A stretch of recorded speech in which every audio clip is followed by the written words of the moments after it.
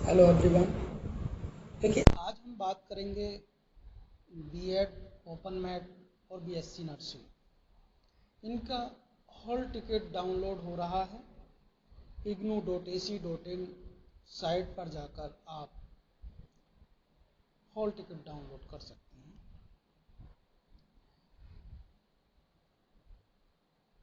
11 अप्रैल को ये एग्ज़ाम होगा। आप अपने हॉल टिकट पर आप अपना एग्ज़ाम सेंटर, टाइम, सारी चीज़ें एक बार ढंग से देख लें, पढ़ लें। फिलहाल मैं कुछ जानकारी उसके बारे में दूंगा आपको। तो पहले मैं आपको बता दूं कि क्वेश्चन पेपर और आंसर स्क्रिप्ट किस तरह की आने वाली है। तो पहले मैं आपको स्क्रीन पर ये दिखा देता हूँ। स्क्रीन पर देखकर आप समझ पाएंगे उसको अच्छे से। इसलिए देखिए, इसमें पहले जनरल अवेयरनेस के क्वेश्चन पूछे जाएंगे। जैसे सबसे ऊपर लिखा है UN international day for natural disaster reduction of observed on. इसमें 1 2 3 4 इतने ऑप्शन दिए गए हैं। अब आपको इसमें से चूज करना है जो आपको सही लगता है। इसी तरह से हर क्वेश्चन के 4 ऑप्शन आपको मिलेंगे। ये जनरल अवेयरनेस का है पोर्शन। ये देखिए, देखिए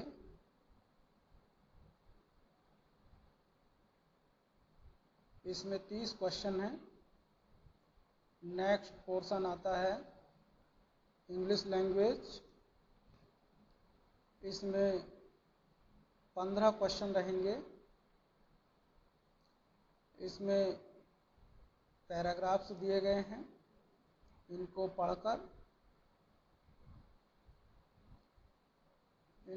पढ़कर आपको इन्हीं का इन क्वेश्चंस का आंसर देना है। इनके भी 4 ऑप्शन हैं।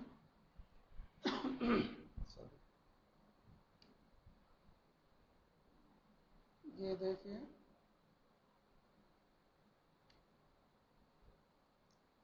दूसरा पैराग्राफ शुरू होता है। ये देखिए, इसी तरह ये सैंपल पेपर है। इसी तरह आपको आपके एग्ज़ाम में क्वेश्चन पेपर मिलेगा।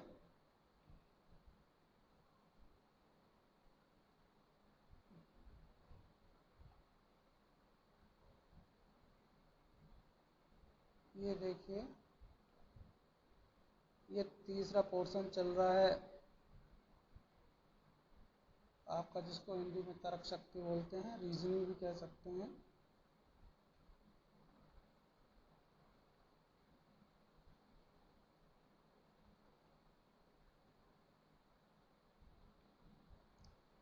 ये चल रहा है क्वांटिटेटिव एप्टीट्यूड। ये देखिए, इसका भी 4 ऑप्शन है। हर एक क्वेश्चन के 4 ऑप्शन हैं। आप देखते जाइए। इसका लिंक मैं डिस्क्रिप्शन में दे दूंगा। अगर आप लोग नहीं देख पा रहे हैं तो उस डिस्क्रिप्शन लिंक देख सकते हैं। डिस्क्रिप्शन में लिंक आपको मिल जाएगा। इसका लिंक मैं डिस्क्रिप्शन में डाल दूंगा। ये देखिए,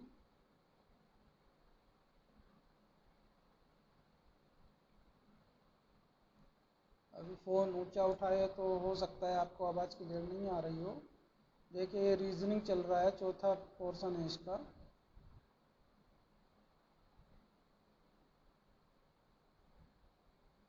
हर एक क्वेश्चन के 4 ऑप्शन है।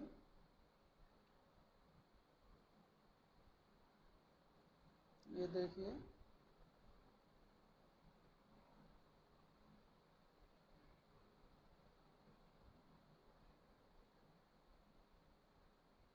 ये देखिएगा,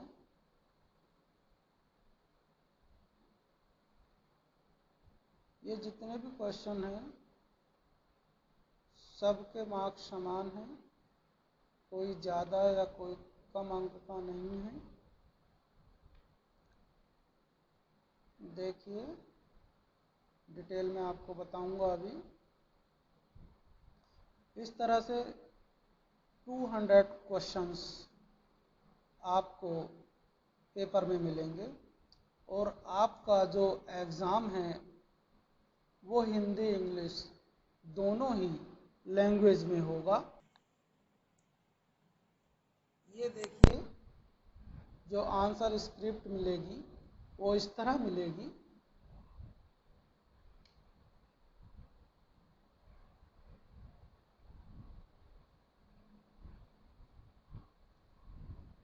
आंसर स्क्रिप्ट में आपको पहले enrolment number, course code, programme code ये सब ऊपर लिखना है और जिस अंक के नीचे जो अंक लिखा है उसके नीचे की लाइन में वही अंक ब्लैक करना है। ये देखिए, ये आपका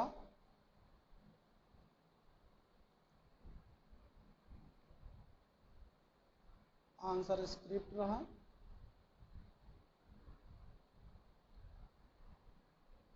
अब मैं आपको डिटेल में बताता हूँ। देखिए, आप जो हॉल टिकट डाउनलोड करेंगे आपको 9 डिजिट का एक इनरोलमेंट नंबर मिलेगा।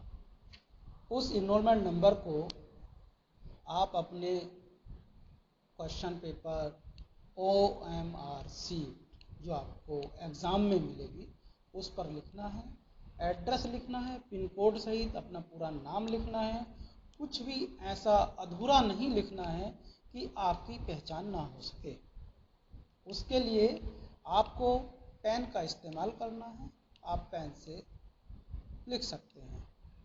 लेकिन जब OMR शीट पर आंसर देने के लिए आपको लिखना होगा या इनरोलमेंट नंबर, प्रोग्राम कोड, ये सब चीज़ें जब कॉलम वाइज लिखनी होंगी, उसके ऊपर का एक तालिका दी होगी जैसा कि मैंने अभी दिखाया था। उस तालिका में सबसे ऊपर आपको अपना इनरोलमेंट नंबर लिखना है।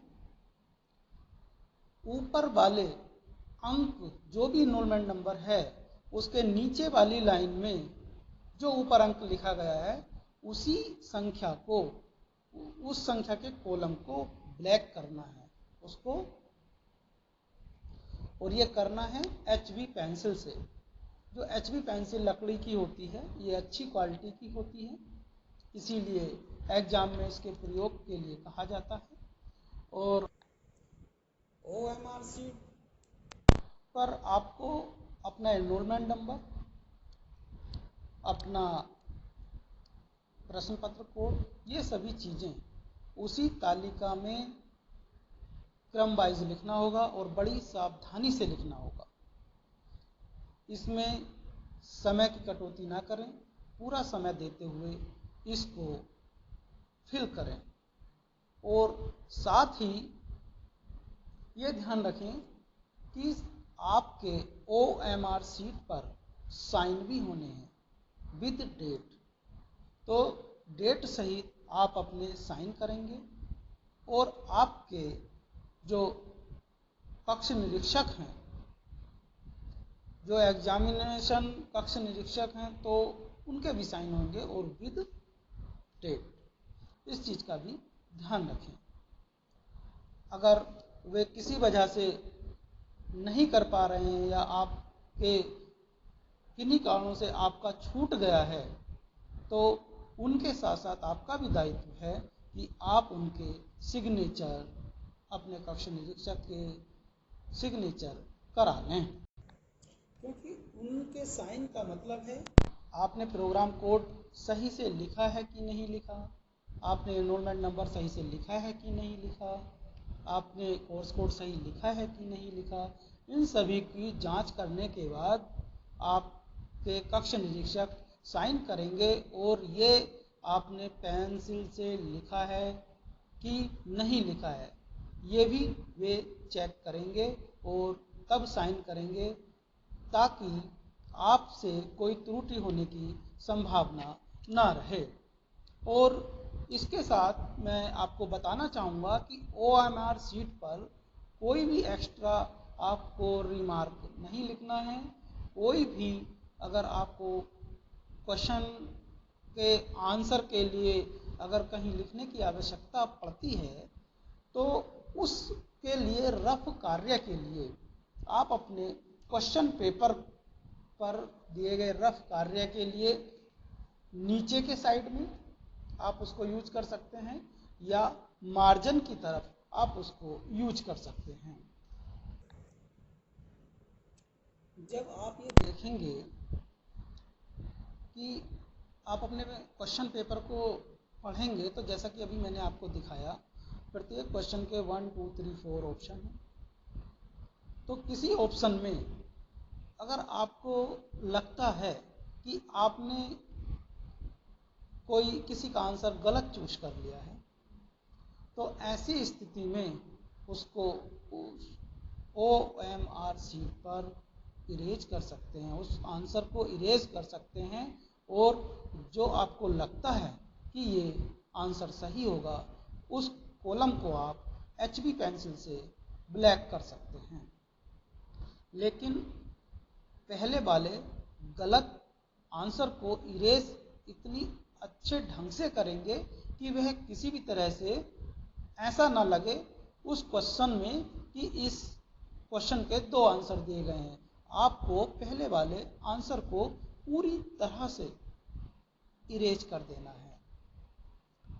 दूसरी चीज इसमें ये भी आती है कि आपको कभी कभी ये लगेगा, या क्वेश्चन पेपर में भी गलत हो सकता है, वैसे इसकी उम्मीद कम ही होती है, तो आप देखेंगे कि चारों जो विकल्प दिए गए हैं क्वेश्चन के, उनमें कोई भी विकल्प ठीक नहीं है, सब रॉन्ग है।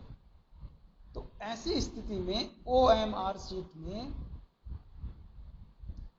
0 का ऑप्शन भी दिया है। तो आप जब आपको लगे कि चारों क्वेश्चन में कोई भी आंसर सही नहीं है, तब आप 0 चूज कर सकते हैं। उसके लिए जैसे 1 2 3 4 कॉलम को काला करते थे, वैसे ही HB पेंसिल से 0 कॉलम को ब्लैक कर सकते हैं। और साथ ही मैं आपको एक सलाह देना चाहूँगा, ये मेरी एडवाइस है, कि जब आप क्वेश्चन पेपर पढ़ रहे होते हैं, तो आपको लगता है कि कुछ क्वेश्चन डिफ़िकल्ट तरह के हैं, आप उसमें समय ना गवाइए। आप उसको जो लगे कि ये डिफ़िकल्ट है, उसको आप वहीं छोड़ दीजिए और आगे बढ़ जाइए। आप करते जाइए, जो भी आपको डिफ़िकल्ट लगे आप उसको छोड़ते जाइए, आगे बढ़ते जाइए, उसमें टाइम बर्बाद ना कीजिए। अगर आप डिफ़िकल्ट क्वेश्चन में ही टाइम अपना स्पेंड करते रहे, तो फिर सारे क्वेश्चन आप देख भी नहीं पाएंगे और उलझकर उन्हीं में रह जाएंगे। आगे बढ़ते बढ़ते जब आप डिफ़िकल्ट छोड़े, आगे बढ़ते गए, इस तरह की प्रक्रिया से जब आप सारे क्वेश्चंस पढ़ लेंगे, कर देंगे जितने आप कर सकते थे, तो जो अब टाइम बचा है, उस टाइम का यूज आप डिफ़िकल्ट क्वेश्चन को हल करने में लगा सकते हैं। ऐसा करने से आप पर मेंटली प्रेशर भी नहीं आएगा और क्वेश्चन भी अधिक हो जाएंगे। एक चीज़ और मैं आपको यहाँ बता दूँ कि इस एग्ज़ाम में निगेटिव मार्किंग नहीं है। आप अगर 100 क्वेश्चन गलत करते हैं और 100 सही करते हैं, तो आपके आंसर जो 100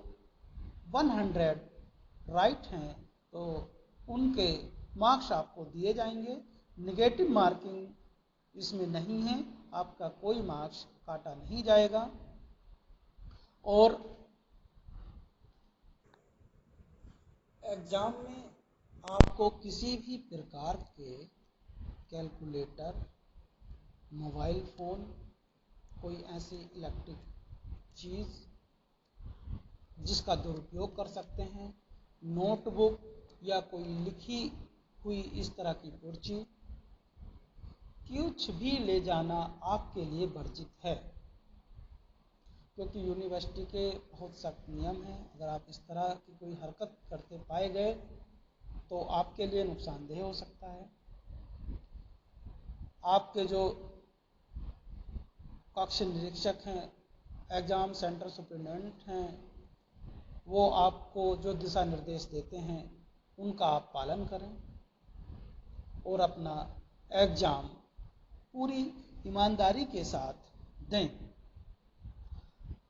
और अंत में मैं एक बार आपको ये बताना चाहूँगा कि जो हॉल टिकट आप लेकर अपने एग्ज़ाम सेंटर एग्ज़ाम देने गए हैं, इसको संभाल कर रखें, क्योंकि जब आप एंट्रेंस एग्ज़ाम क्वालिफाई कर लेंगे तब एडमिशन फॉर्म के साथ आपका ये हॉल टिकट ओरिजिनल कंडीशन में सबमिट करना होगा। एडमिशन फॉर्म के साथ ये हॉल टिकट भी आपको लगाना होगा, इसलिए आप इसको संभाल कर रखें। मैं समझता हूँ कि अब आपको किसी तरह की कोई परेशानी जो मन में इरिटेशन या कुछ अन्य प्रकार का मनोदशा हो रही होगी तो वो नहीं होगी इस वीडियो के बाद, क्योंकि मैंने सारी चीज़ें इस वीडियो में आपको बता दी हैं। आपको किसी भी तरह की कोई भी डरने की ज़रूरत नहीं है। एग्ज़ाम इतना हार्ड नहीं होगा कि आप उसको कर ना पाएँ। आप उसको देख के ही ऐसा ना करें कि अगर कोई पहला क्वेश्चन ही आपकी याद का है नहीं है तो उसको देख के डरे नहीं। आप माइंड फ्री होके जाइए और माइंड फ्री होके एग्ज़ाम दीजिए, आप सक्सेस ज़रूर होंगे। इस वीडियो में इतना ही। धन्यवाद। हमारे वीडियो को सब्सक्राइब ज़रूर कर लें, क्योंकि यहाँ से जो भी जानकारी दी जाती है वो ऑथेंटिक जानकारी होती है, ऑथेंटिक पर्सन के द्वारा होती है। आप किसी भी भ्रमित वीडियो को देखकर भ्रमित ना हो, क्योंकि बहुत सारे वीडियो मैंने भी देखे हैं जिसमें उल्टी सीधी जानकारी दी जाती है, ताकि आप लोग इन गलत जानकारी से बच सकें।